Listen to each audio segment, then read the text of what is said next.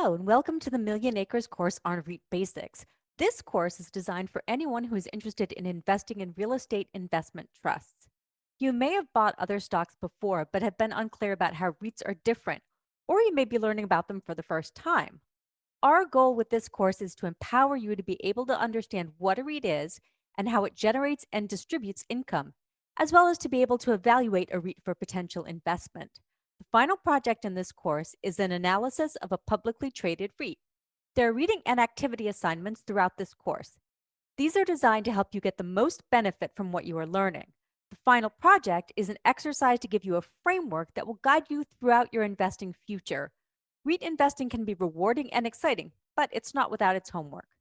People often refer to REITs as passive income, but that's not how we see it here at Million Acres. All real estate is both active and passive.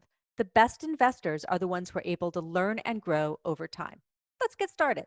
What is a REIT and why is it different from other stocks? You may have heard the term REIT and wondered what it means. So REIT, R-E-I-T, simply stands for Real Estate Investment Trust. REITs were created by Congress in 1960 specifically to give investors access to commercial real estate. As you might guess, when the government gets involved, rules follow, and the structure of REITs have a lot of rules. REITs do have the benefit of not being taxed on the corporate level, but in order to do that, these companies need to meet certain ongoing requirements. So let's take a look at some of the criteria that need to be met for a company to qualify as a real estate investment trust in the United States. First, the company needs to invest at least 75% of its total assets in real estate.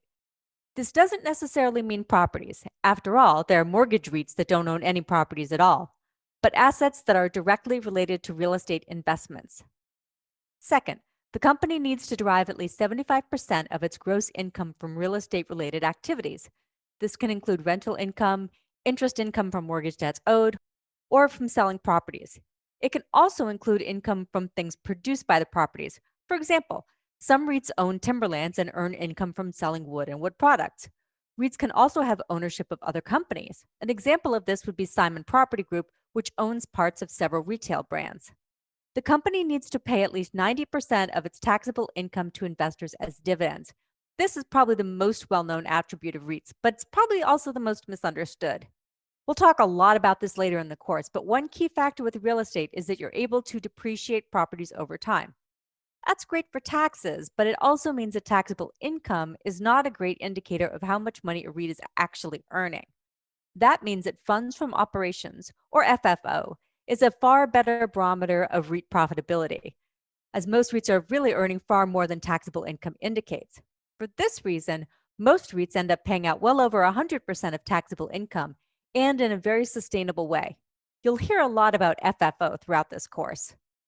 Fourth, the company needs to be structured as a corporation as opposed to a partnership, LLC, or any other entity, and it needs to be managed by a board of directors or trustees with a minimum of 100 shareholders.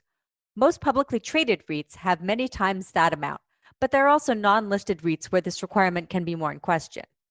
And finally, the company cannot have more than 50% of its shares owned by 5 or fewer individuals.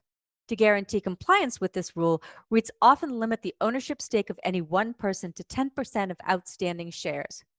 Because of these rules, some companies don't start off as REITs, but become REITs later.